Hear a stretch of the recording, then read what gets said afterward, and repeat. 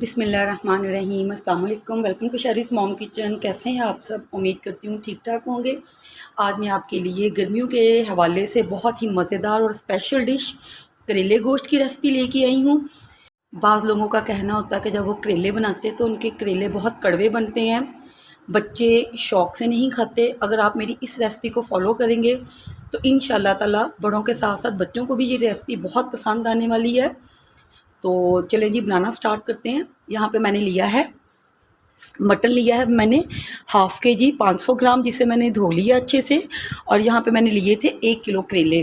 करेलों को मैंने छिलका उसका उतार के और सेंटर से कट करके तो बीज मैंने निकाल लिए, और मैंने इसे बहुत बारीक कटिंग किया। आप देख सकते हैं इस तरह से। आपने इसकी कटिंग मोटी नहीं करनी। अगर आप मोटी कटिंग करेंगे ना तो करेले कड़वे रह जाते हैं। तो ये पहली टिप है, आपने इसे जहन में रखना है। तो इस तरह से इसकी कटिंग करके तो 1 टेबलस्पून मैंने नमक लगा के करेलों को छोड़ दिया था आधा घंटा।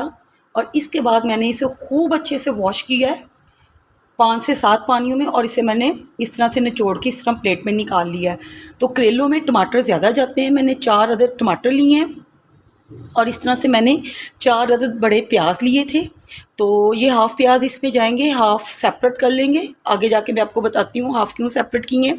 और यहाँ पे मैंने अदरक लहसुन पेस्ट 1 टेबल स्पून लिया है। कुकिंग ऑयल लिया है मैंने 1 बाउल भर के। और पाउडर मसालों में यहाँ पे जाएगी हल्दी 1 टीस्पून, और इसमें 1 टीस्पून नमक। तो इसकी सेकंड टिप ये है कि आप इसमें नमक ज़रा कम रखें, क्योंकि हम लोगों ने करेलों में भी नमक डाल के इसे अच्छे से वॉश किया है। तो इसलिए अब यहाँ पे आपने नमक थोड़ा कम ही यूज़ करना है। और यहाँ पे मैंने लिया है ज़ीरा पाउडर 1 टीस्पून, और 1 टीस्पून मैंने लिया है सूखा धनिया। तो हम लोग इसे स्टार्ट करते हैं। मैंने मटन को कुकर में गलाना है। अगर आप चाहें तो देचकी में, मतलब कुकर के बगैर भी इसे सॉफ्ट कर सकते हैं। तो यहाँ पे मैंने कुकर में डाल दिया है मटन और अदरक लहसुन पेस्ट 1 टेबल स्पून, और साथ ही इसमें टमाटर जाएंगे। और अगर आप मेरे चैनल पर नए हैं तो प्लीज़ शरीस मॉम किचन को आप सब्सक्राइब करें, मेरी वीडियोस को लाइक करें, और बेल के बटन को ज़रूर दबाइएगा। इससे मेरी आने वाली तमाम वीडियोस आपको फ्री ऑफ कॉस्ट सबसे पहले मिलेंगे। तो ये देखें, यहाँ पे मैंने हाफ़ प्याज बचा लिए हैं। अब सारे पाउडर मसाले इसमें मैं डाल दूँगी,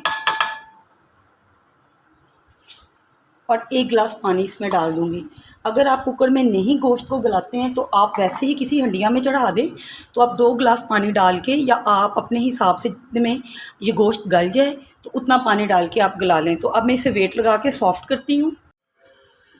मैंने 10 मिनट कुकर में पानी डाल के मटन को गला लिया है। तो ये जो हमारा मटन है सॉफ़्ट हो चुका है।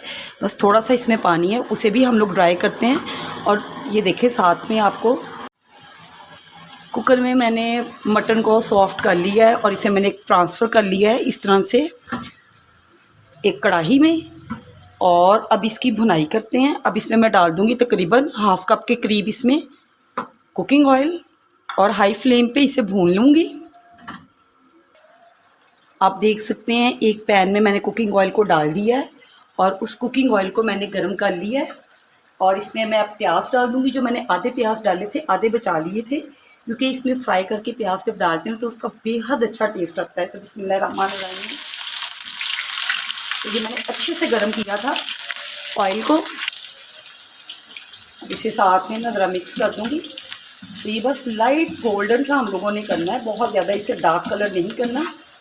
तो बस इसे मैंने मीडियम टू हाई फ्लेम पे इसे थोड़ा सा हम लोग फ्राई कर लेंगे, लेकिन ब्लैक बिल्कुल नहीं करना।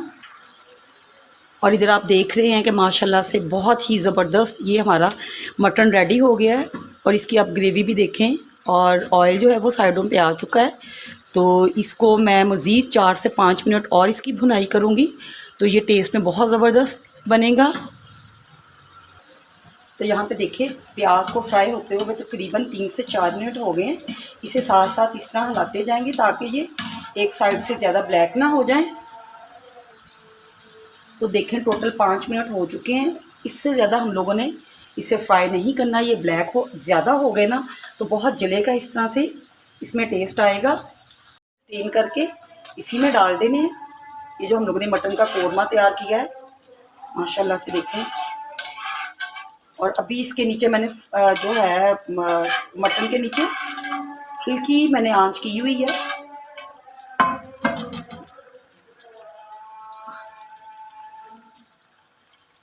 तो यहाँ पे मैंने बहुत स्लो फ्लेम करके तो इसे इस तरह से ये जो फ्राई करके प्याज डाला है इसे मिक्स कर देंगे।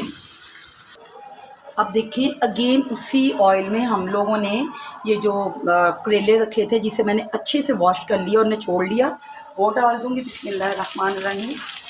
अब इसे हम लोगों ने फ्राई करके इसमें डालना है मटन में। यहाँ पर मैंने फ्लेम को हाई ही रखा हुआ है, हाई फ्लेम पे ये जल्दी से हो जाएंगे, लेकिन साथ साथ आप लोगों ने इसे हिलाते भी रहना है ताकि ये जले नहीं। करेलों को फ्राई करते वक्त एक चीज़ का आपने ख्याल रखना, आपने इसे साथ साथ ना मतलब चेक करते रहना है और इस तरह से इसे हिलाते रहना है ताकि ये जले ना।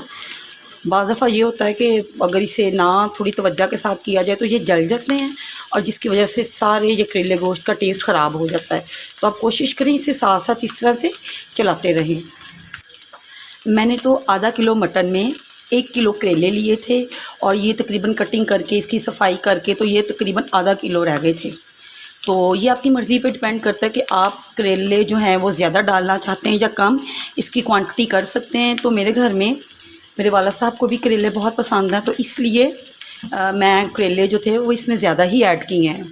तो यहाँ पे देखिए करेले हमारे फ्राई हो चुके हैं। अब इसे हम लोग कर देंगे साइड पे। और ये देखें जो हमारा कोरमा तैयार किया है हम लोगों ने इसके लिए, तो ये मैं स्टेन करके सारा इसमें डालूँगी इस तरह से बिस्मिल्लाहिर्रहमानिर्रहीम, ताकि टू मच जो ऑयल है वो इसमें ना आ जाए।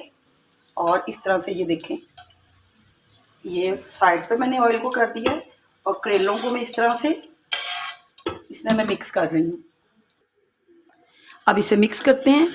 अब मैंने अभी कर दिया फ्लेम को हाई और यहाँ पे हम लोगों ने करेलों को इसमें डाल के और ऑलरेडी हम लोग पहले इसमें अनियन को डाल चुके हैं। अब इसे हम लोगों ने तकरीबन 3 से 4 मिनट करेलों को हाई फ्लेम पे इसमें डाल के भूनना है। तकरीबन 4 से 5 मिनट मैंने इसे भून लिया है। अब इसे कवर कर देंगे और मैंने फ्लेम को कर देना है मीडियम टू लो। अब इसे मीडियम टू लो फ्लेम पे 10 मिनट के लिए दम पे रख देंगे और फिर चेक करते हैं। हो चुके हैं, चेक करते हैं अपने करेले गोश्त। माशाल्लाह से जी देखें आपको नज़र आ रहा है बहुत ज़बरदस्त रेडी हो चुके हैं। मैं डिश आउट करती हूँ इसे। बहुत प्यारी खुशबू और बहुत ही ये टेस्टी बनते हैं। मैं जब भी बनाती हूँ घर में सबको बहुत पसंद आते हैं। माशाल्लाह अल्हम्दुलिल्लाह करेले गोश्त तैयार हो चुका है। ये बहुत ही टेस्टी बनता है। मैंने अपने इन लॉज में जब भी इसे बनाया तो मेरे फादर इन लॉ को ये बहुत पसंद आते थे करेले गोश्त, तो वो मेरे से फरमाइश करके बनवाते थे। और अगर आप भी चाहते हैं कि आपके पेरेंट्स आपके ससुराल वाले आपकी तारीफ़ करें तो प्लीज़ आप ज़रूर बनाएं और मुझे फ़ीडबैक करके बताइएगा कि आपको ये रेसिपी कैसी लगी। तो मैंने साथ में देखिए कच्ची लस्सी भी बनाई है क्योंकि गर्मी का मौसम है, तो करेलों के साथ इसकी क्या ही बात। आप इसे रोटी के साथ सर्व करें या नान के साथ करें तो ये बहुत ही टेस्टी लगते हैं। तो अगर आपको लगता है मैंने कुछ भी आपको अच्छा सिखाया है तो कमेंट कर दीजिएगा। मेरे चैनल पर अगर नए हैं तो प्लीज़ चैनल को सब्सक्राइब करके मेरी इस वीडियो को ज़्यादा से ज़्यादा शेयर करें। मिलती हूँ नेक्स्ट वीडियो में एक नई रेसिपी के साथ। दुआ में याद रखिएगा। अल्लाह हाफिज़।